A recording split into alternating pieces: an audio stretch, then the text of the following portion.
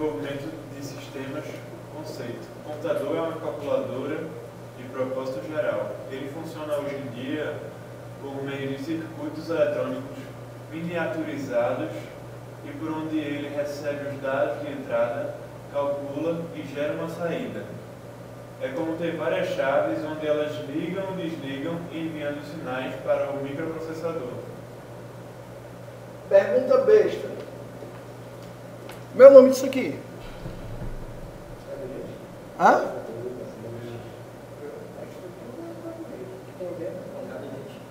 Gabinete. Gabinete. Mas com certeza muita gente aí pensou CPU. Né? Gabinete. Por quê? Porque a CPU, ou seja, o microprocessador, está dentro dele. Tá certo? Quando eu digo aqui que a programação basicamente é um sistema de liga e desliga de chaves, basicamente é isso. Quando você solicita que o VBA faça alguma coisa, nem que seja exibir uma mensagem, basicamente eu estou pedindo isso. Olha, liga para mim aí o disparador da mensagem e mostra para mim essa mensagem. Tá? Só que lá no processador ele vai entender um monte de zeros e uns que vai representar isso. Mas no fim das contas é isso que você vai fazer. Só que você vai fazer de forma alto nível. Você não vai mais numa máquina puxar uma alavanca, puxar um plug e apertar um botão. Né? Isso você vai fazer através de uma linguagem de alto nível. Tá certo, professor, a linguagem é inglês. Porque foram eles que inventaram, né? As nossas linguagens, infelizmente, só serviram a título educacional, mas... Portugal, mas tiveram outras, mas elas não conseguiram decolar, ficaram basicamente no meio acadêmico. Né? Então, em princípio, a programação é isso. Alguém assistiu aquele filme Jogo da Imitação? Olha aí. Né? Quem foi que criou esse negócio aqui? Aí foi o Alan Turing, né? O Alan Turing que hoje é considerado o pai da computação. Tá? O pai do computador é outro cara. É o von Neumann, que é o que estruturou como nós temos hoje o computador. Certo? A estrutura física, a arquitetura.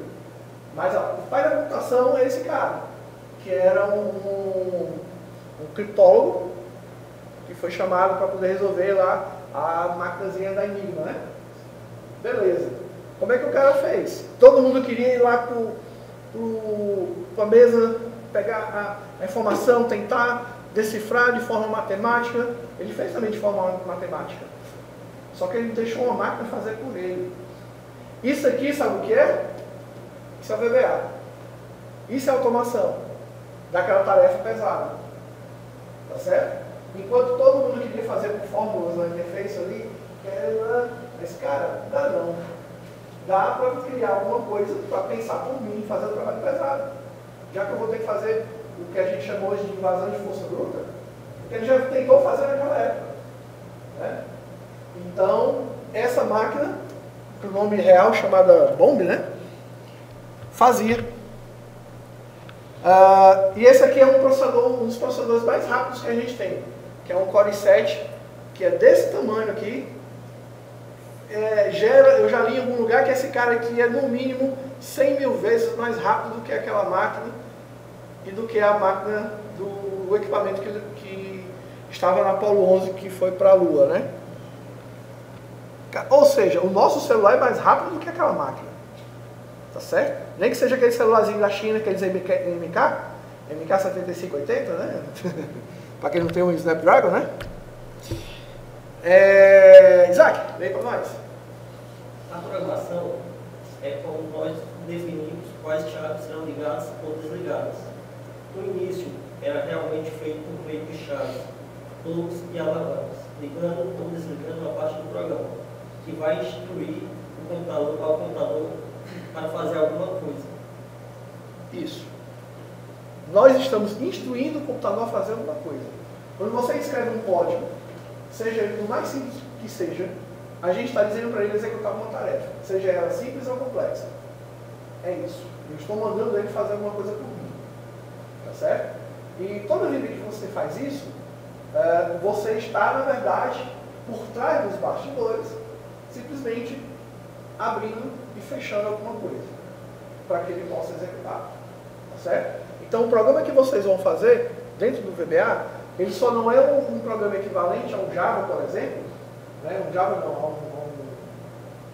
um C, um C++, porque esse código vai ficar embutido dentro de um arquivo lido somente pelo Excel. Ou seja, ele não é um arquivo externo que você vai poder externar, como o C++ já é um arquivo do tipo XL. Tá certo? Então ele vai ser, por isso que o nome é chamado de Visual Basic for Application, porque o Visual Basic é para a aplicação, para uma aplicação. Ele vai ficar sempre embutido dentro do arquivo. Você não pode externar, ele não fica do lado de fora. Tá certo? E essa aqui é a visão geral dos computadores que nós temos hoje. Então, um computador hoje, temos a memória principal, temos a CPU e os dispositivos de entrada e saída. Por que eu tenho que saber disso aqui? Porque imagine você que você está construindo lá um código e você comete um erro falho. Tipo, você vai mandar o Excel ler as linhas de uma planilha e você coloca lá, por exemplo, vamos imaginar que a tua planilha tenha 500 mil linhas. 500 mil linhas, certo? Você manda ele ler. Só que você coloca uma variável que ela só lê até 32 mil. Já entendeu onde é que eu quero chegar? Ou seja, eu vou estar dizendo para ele, olha, você lê essa planilha toda, que eu não sei quantas linhas tem, mas estou te dando aqui um espaço de 32 mil. Te vira.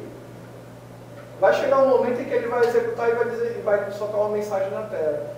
Take overflow. Estou de pico. Simplesmente você jogou uma capacidade aqui para dentro da memória em que ela não pode suportar.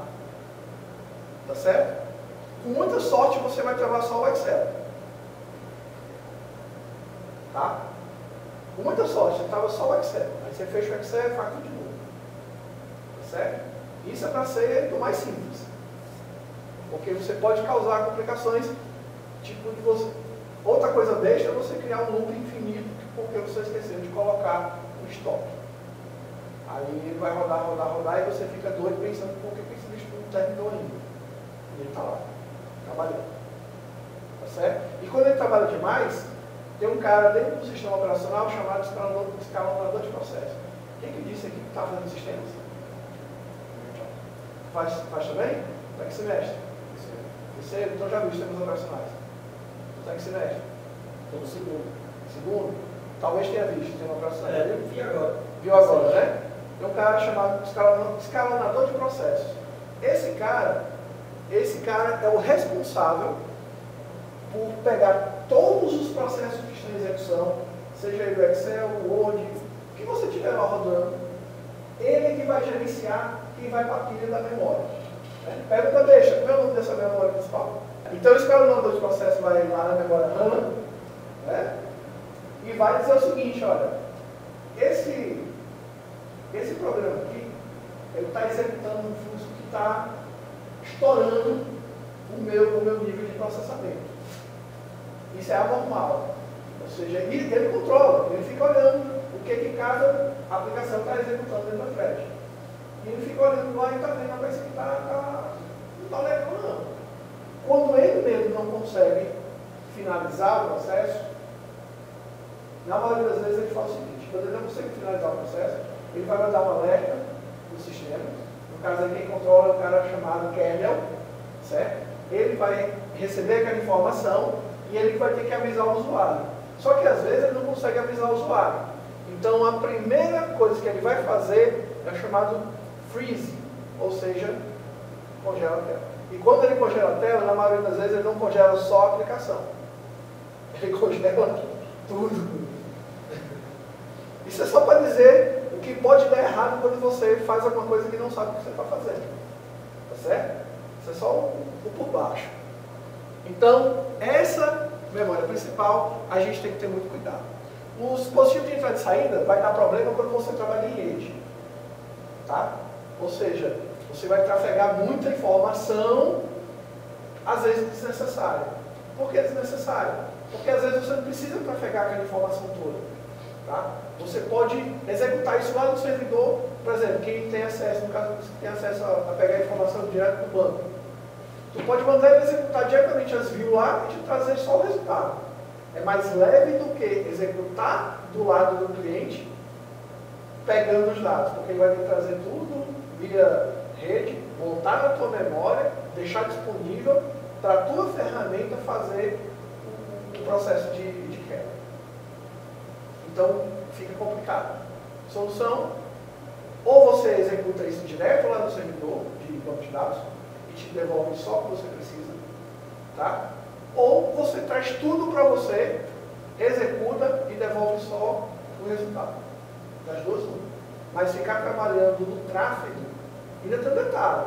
Se a tua rede for boa, mas se alguém precisar de prioridade, tipo o backup do outro servidor, que vai consumir 50% da tua banda, aí você já perdeu o trabalho. Tá? Então trabalhar com rede realmente tem alguns detalhes que a gente tem que prestar atenção, mas isso a gente fala mais para frente. Marcelo? A grande diferença entre elas é que a compilada gera um programa executável e autossuficiente que roda em uma determinada plataforma. A interpretada precisa de um programa chamado de interpretador para ser executado. E tem um cara que são os dois, o Java. O Java. Quando eu falo de linguagem interpretada, linguagem compilada, eu estou falando disso. O Java, ele é um cara que pode ser interpretado e ele pode ser compilado. O C++, ele é um cara que compila. Ou seja, o Excel, o Word, tudo isso aí foi feito em C++. Tá? Segundo a Microsoft, eles que foi tudo feito em C#, eu não acredito mais. O C++ é mais poderoso do que o C#. De qualquer forma, ele gera um executável, ele gera um aplicativo. Certo? O Java não gera. O Java ele gera um ponto class que ele precisa de uma máquina virtual para rodar em cima dele. Tá certo? E o VBA faz o quê? O VBA ele é uma linguagem que ele está no meio termo. Ele tem uma pré-compilação, só que dentro da ferramenta. Não é interpretada, mas ele também não gera executável. Ou seja, ele é um cara esquisito, né? Então o VBA é uma linguagem que ele é compilada, mas internamente, dentro da ideia de desenvolvimento, tá? Ela fica embutida dentro do arquivo, dentro da aplicação, mas ele não é externado, ou seja, ele não gera um resultado do tipo um arquivo exe, tá certo? Ele não gera, que é isso que muita gente quer. Eu quero gerar, fiz um ótimo sistema aqui em Excel, eu quero gerar um exe. Mas não, aí não dá, né? Aí você vai ter que utilizar aplicações que façam isso. Tá? No C#, no Visual Basic, alguma coisa desse tipo. Beleza?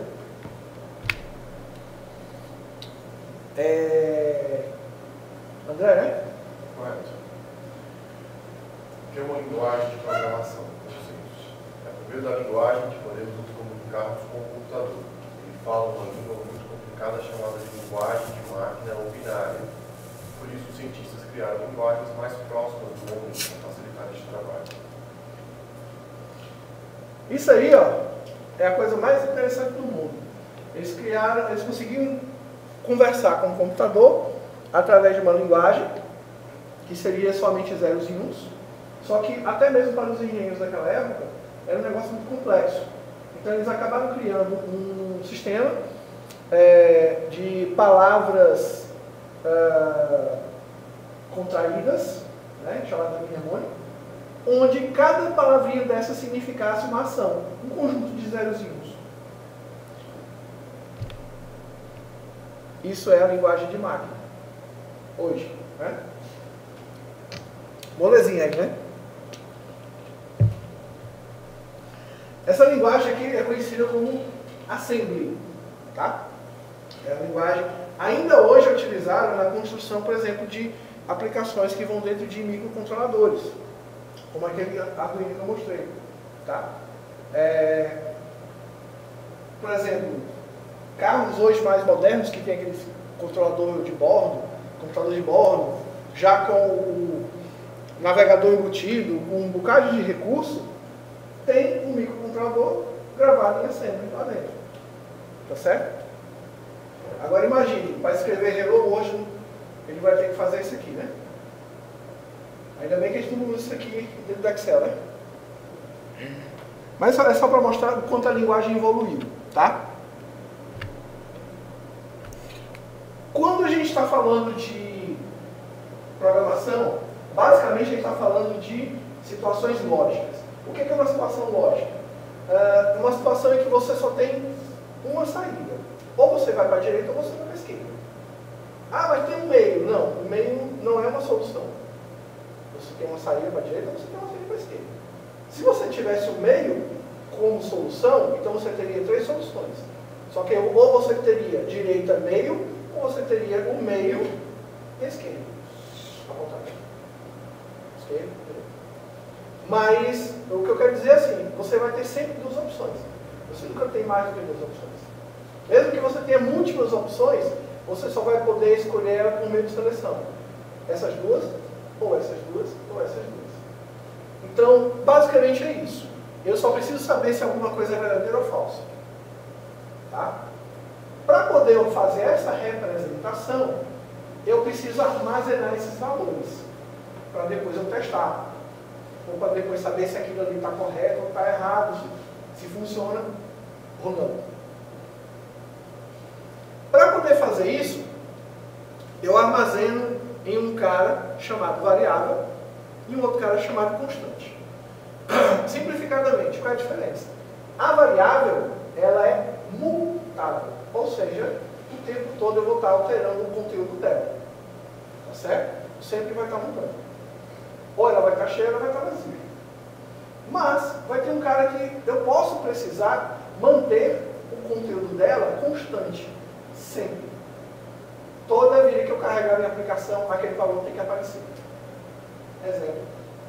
Constante. Tá certo? Então, esses 2 tipos aqui, essas 2 variáveis, esses 2 tipos de armazenamento da memória, lembrando, isso aqui fica na memória, esses 2 caras aqui, variável e constante, vão estar na memória disponíveis assim que a sua aplicação entrar em execução. Tá? Então, exemplo do mais simples, tá? Eu quero contar a quantidade de produtos de uma lista que está lá numa planilha. Aí você aperta o executar e ele vai rodar isso aqui. Quando ele estiver executando, lendo linha a linha, ele vai estar contando e pode estar armazenando esse valor numa variável. Então, a variável é contador. Qual a linha agora? Linha 1. Linha agora? Linha 2. Linha 3. Linha 4. Linha 5. E assim vai. Isso é uma variável. Tá? Constante. A constante é o seguinte, eu quero contar todas as linhas, certo? E eu quero contar todas as linhas. Não. Digamos que seja um programa de contabilidade financeira lá do departamento de RH, né? Aí o que acontece? Quanto é que é o desconto do FGTS? É 8%, né? 8%. Isso ainda é 8%, né? O governo não mexe ainda não, né? Pronto. Mas um dia pode? Um dia o Temer pode amanhecer lá, ver o... acho que eu vou aumentar o imposto. Esse 8%, ele é um constante. Certo? Então, quando o programador vai criar a aplicação, você vai colocar esse 8% como constante. Vai deixar lá. E toda vida que chegar ao final do mês e for calcular o salário do funcionário, vai pegar o salário bruto do cara, vai começar a tirar os descontos, né? Vai acrescentar uma besteirinha ali que ele ganhou, né? Um bônuszinho, e vai descontar esses 8%, que já está lá. Ele não precisa se preocupar com isso, já está lá. É os 8%. Tá certo? Então, constante já existe. Só fica funcionando quando a aplicação começa a rodar. Tá certo? A partir do momento em que ela fechar, zero. Então, aqui tem duas coisas que você tem que entender. Variável e constante. Variável muda. Constante não muda. Beleza?